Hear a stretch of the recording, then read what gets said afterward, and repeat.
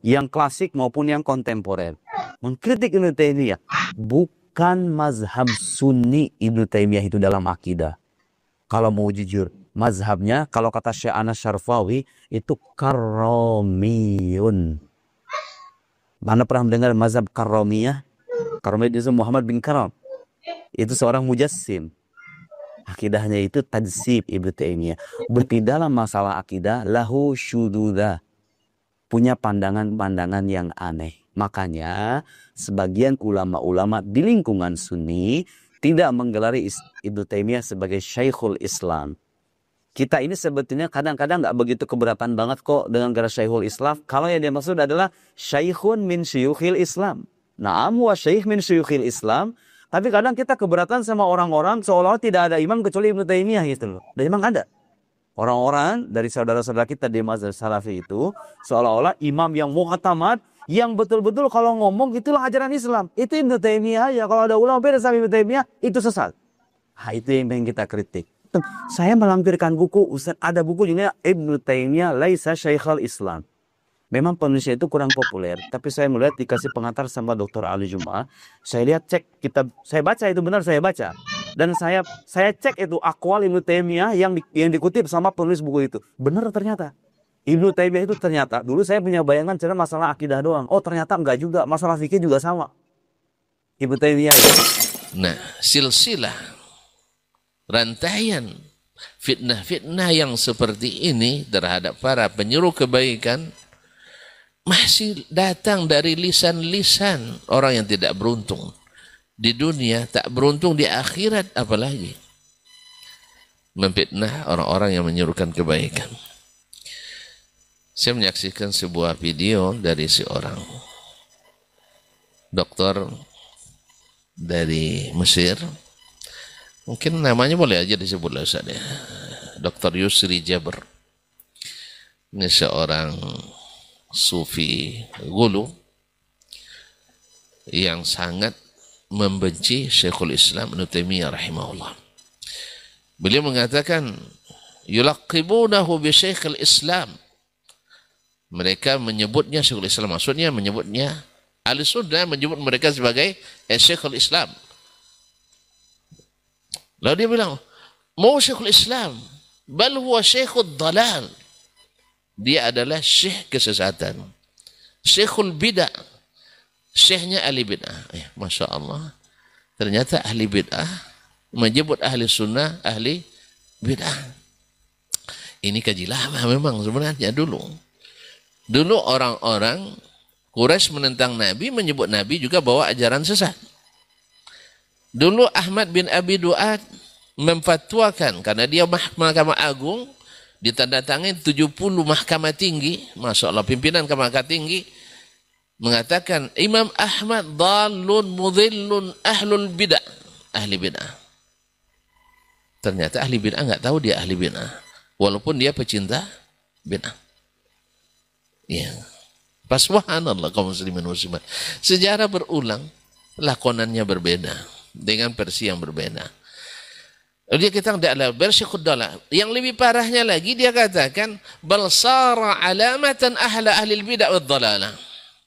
Bahkan dia menjadi rambu-rambu untuk mengenali ahli bid'ah dan ahli kesesatan. Siapa dia? Syekhul Islam Taimiyah rahimahullah. Dia bilang bila ada idza ra'aita rajulan mu'ammaman, kalau kau lihat seorang syekh bizil ulama, pakai pakaian seperti pakaian ulama, wa yamdahu Ibnu Taimiyah bi Syekhul Islam, fa'lam annahu dhallun mudhil. Ketahui dia adalah sesat menyesatkan. Allahu Akbar. Inilah pernyataan seorang yang, kalau orang itu kan sesat karena dua. Satu karena jahil, satu karena ikut hawa. Seperti kata Imam Sakhawi rahimahullah, orang itu sesat karena dua. Karena jahil, nah yang orang jahil tetap tentu tidak tahu jalan. Yang kedua adalah karena hawa. Dia tahu jalan, kita tahu tak mau tahu. Pak, salah jalan tuh Pak. Tidak tahu ini. Lah 20 tahunan sih kau tinggalnya. Lah 20 tahun, ayolah. 20 tahun. air itu balik lagi. Itu sosik sananya. Itu untung dia balik. Untung dia balik. Nah, sama kawan, bang, tak sesat nih bang. Sampai terus ke rumahnya saat ini. Alhamdulillah, 20 menit setelah itu, salah jalan rupanya. Kita sudah ingatkan. Memang orang sesat selalu dikatakan tidak tahu dia sesat. Kalau dia tahu sesat tak kata sesat. Yang kedua ikut hawa tadi. Pantang untuk diingatkan. Nah, dia ini sebenarnya bukan pendatang baru dalam masalah ini. Ada semuanya sejak zaman jahiliyah sudah ada. Ingat dulu ketika Syekhul Islam Ibnu Taimiyah rahimahullah. Ini subhanallah, ilmunya ini bukan orang alim biasa. Abqari min abaqir al-Islam. Yang Allah berikan kecerdasan yang di atas rata-rata.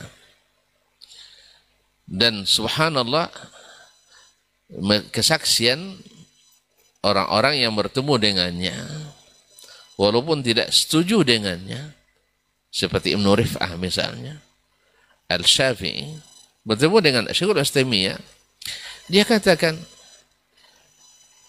ka'annal uluma kullaha baina yadayhi, baina ainaihi. Semua ilmu itu ada depan matanya. Ya'khudhu minha kama yurid. Dia bisa ngambil kapan saja dan apa saja yang bisa diambil. Ini kesaksian para ulama. Nah, ada seorang ulama besar dari Syam kemudian hijrah ke Mesir, namanya Al-Ala Al-Bukhari Al-Hanafi. Alauddin Al-Bukhari Al-Hanafi. Dikelilingi oleh murid-murid. Ini kadang-kadang memang seorang alim itu kalau tidak muwafaq, diberikan murid-murid yang tukang namimah, adu-adu. Kalau tidak nengok syekhnya berbantah, tidak nyaman. Ya. Jadi suka sekali nengok syekhnya berkelahi itu. Maka dia nukilah fatwa-fatwa Syekhul Islam Ibnu Taimiyah kepada syekhnya Al-Ala Al-Bukhari. Mulai dia sibuk dengan menulis rudud terhadap Ibnu Taimiyah. Awalnya baru hanya sekedar menyalahkan pendapat Ibnu Taimiyah. Tetapi semakin dia merudut, semakin melejit bintangnya. Syekhul Islam semakin cemerlang. Sampai-sampai dia dengar Syekhul Islam oleh orang. Awalnya tidak begitu terkenal, semakin dikenali. Sama hari ini, banyak orang-orang yang membenci Syekh bin Baz Al-Albani rahimahullah. Lalu orang semakin penasaran. Ternyata yang membenci, yang merudut, tulisannya tentang hadis, tidak menggambarkan seorang ahli hadis. Justru lebih tepat disebut ahli hadas. Akhirnya orang baca terangan Syekh Ibnu Taimiyah, Syekh Al-Albani rahimahullah, nampak napas hadis di dalamnya. Ma'asyal kiram dirahmati Allah SWT. Nah, tidak berujung sampai di situ. Akhirnya dia membid'ahkan Ibnu Taimiyah. Dia tulis bahwa Ibnu Taimiyah adalah seorang ahli bid'ah. Tidak habis juga, semakin melejit, semakin sakit hatinya, dia kafirkan Ibnu Taimiyah. Subhanallah. Subhanallah. Sampai-sampai kaum muslimin dan muslimat yang para pendengar, para pemirsa yang saya muliakan, sampai-sampai dia bukan hanya mengafirkan Ibnu Taimiyah, sampai mengafirkan siapapun yang memuji Ibnu Taimiyah dengan sebutan Syekhul Islam. La ilaha illallah. Sampai begini seorang ulama, tapi karena hawa dia tidak bosan untuk menjatuhkan, karena dia menganggapnya sebagai rival. Padahal andainya seorang seperti Syafi'i nafasnya, seperti Malik nafasnya, seperti Ahmad nafasnya, saling mengangkat, saling memuji, saling menasihati, dan mau dinasihati, tidak jatuh nama Ahmad ketika, tidak jatuh nama Syafi'i ketika katakan, ya Ahmad antum a'lamu bil hadithi minna, fa idza sahha al hadithu fa akhbiruna. Ya Ahmad, kalian lebih paham hadis daripada kami. Tidak jatuh Syafi'i.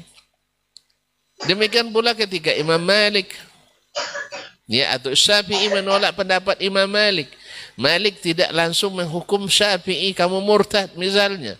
Kamu tidak ikut pendapat saya, berarti ini murid yang murtad. Tidak.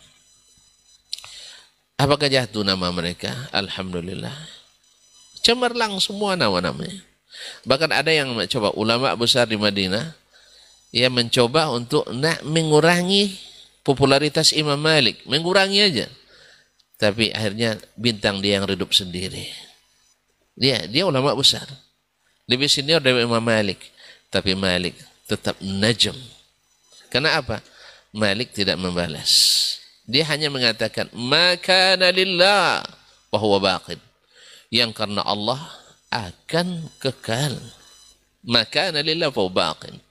Nah ini kita kaum muslimin dan muslimat. Akhirnya Ala Al-Bukhari ini Al-Hanafi, boleh katakan tidak dikenal kecuali oleh segelintir orang saja. Tapi Ibnu Taimiyah rahimahullah, sampai kata Ibnu Hajar ketika memberikan sambutan atau takris pengantar kitab yang ditulis oleh seseorang nanti tentang pembelaan Syekhul Islam Taimiyah rahimahullah, dia sebutkan, inna Syekhul Islam Ibnu Taimiyah laqad luqiba bi Syekhul Islami qadiman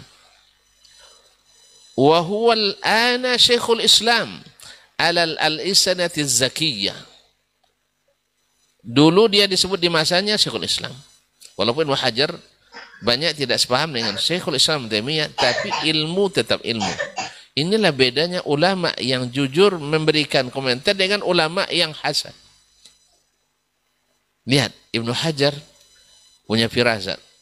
Hari ini Syekhul Islam di lisan zakiyah, lisan-lisan yang bersih. Kalau lisan-lisan yang kotor tidak. Tapi lisan yang bersih tetap menyebutnya Syekhul Islam. Wa sawfa yabqa. Nah, ini kan mukjiz, karamah. Ya, karamah Ibnu Hajar, dia punya firasat. Wa sawfa yabqa Syekhul Islami ila yaumil qiyamati insyaallah. Dan dia akan tetap menjadi Syekhul Islam. Terjadi enggak?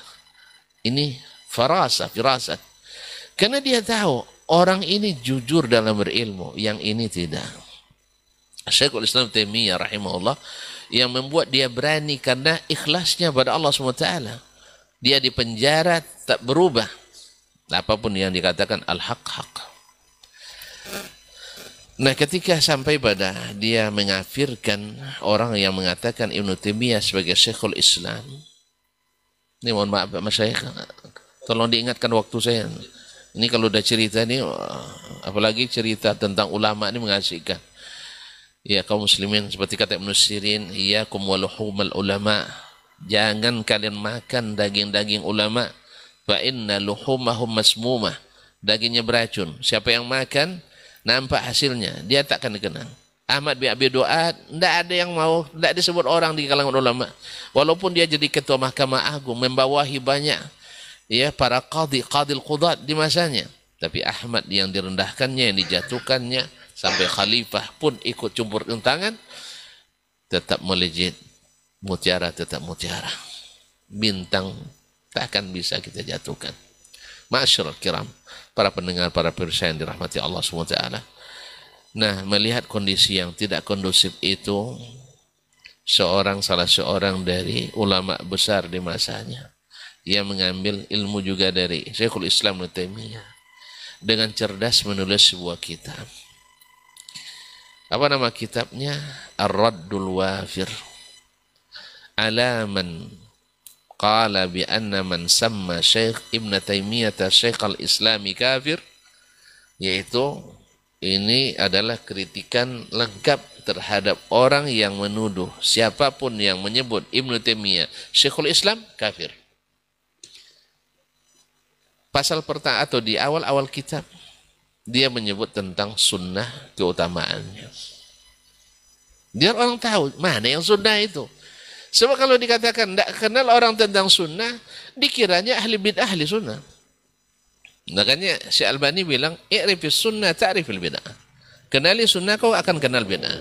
Misalnya dalam ibadah, puasa, salat, zakat. Kenali sunnah Nabi dalam masalah itu, antum akan tahu mana bid'ahnya nanti. Tapi kalau antum tidak tahu sunnah Nabi dalam masalah itu, tidak akan tahu bid'ah, tidak tahu sunnahnya. Ma'asyiral kiram yang dirahmati Allah SWT, akhirnya dia tulis kitab tersebut. Yang kedua, pertama tentang keutamaan sunnah. Yang kedua tentang masalah, yang kedua tentang masalah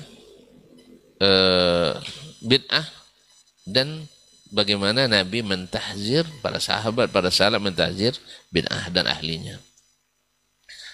Dan duduk masalah sunnah, duduk masalah bid'ah, baru beliau membuat atau menulis tentang terjemah biografi siapa Syekhul Islam itu. Karena banyak orang tidak tahu, seperti orang sekarang menuduh Syekh Albani tidak punya guru misalnya. Ya kan? Banyak isu yang berkembang. Beliau tidak punya guru. Lalu ditulis oleh Muhammad Al-Syaibani tentang siapa-siapa guru Syekh Al-Albani rahimahullah ta'ala.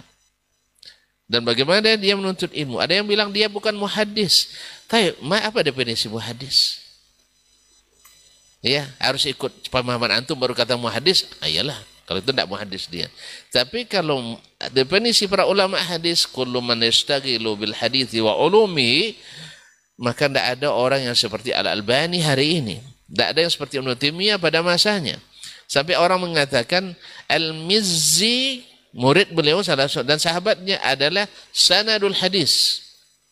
Sedangkan Ibnu Taimiyah matnul hadis. فإذا اجتمع ابن تيمية والمزي قالوا اجتمع السند والمتن. Kalau sudah sempat sepakat Ibnu Taimiyah dengan Al-Mizzi dalam suatu hadis, ijtama as-sanad wal matan. Sanadnya sahih, matannya benar.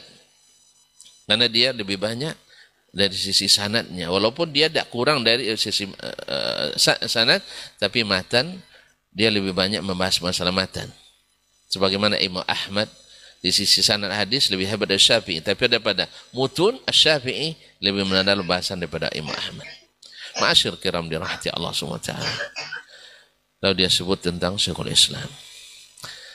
Kemudian dia sebutkan para ulama yang menyebut Ibnu Taimiyah sebagai Syekhul Islam. Kan judulnya tadi kan, orang yang menyebut Ibnu Taimiyah kafir. Awalnya dia kafir ke Ibnu Taimiyah. Selepas itu siapa yang memuji Ibnu Taimiyah kafir. Ini teror pemikiran nih, ikhwan. Jadi siapapun yang menukil Ibnu Taimiyah ini pasti ini kan itu pasti kafir. Atau sekarang Yusri Jabir ingin mengatakan pada kita, siapapun yang menukil pendapat Ibnu Taimiyah maka dia adalah ahli bid'ah, ahli kesesatan. Sama dengan sekarang, siapapun yang membahas kitab usul salasa bahwa Wahabi, dan siapa yang tamat Wahabi, ini teror. Inilah teror yang sesungguhnya. Orang diteror, bukan.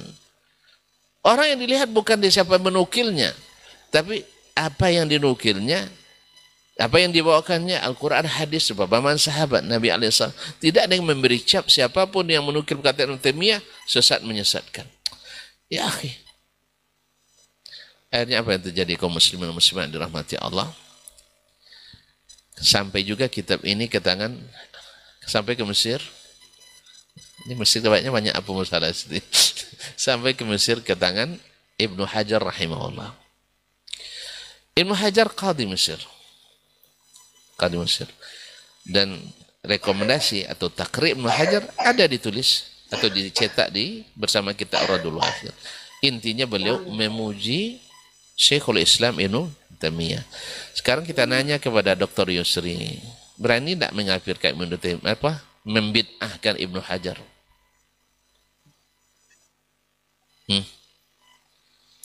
Hayat, bid'ahkan Ibnu Hajar atau At-Tarabulsi misalnya.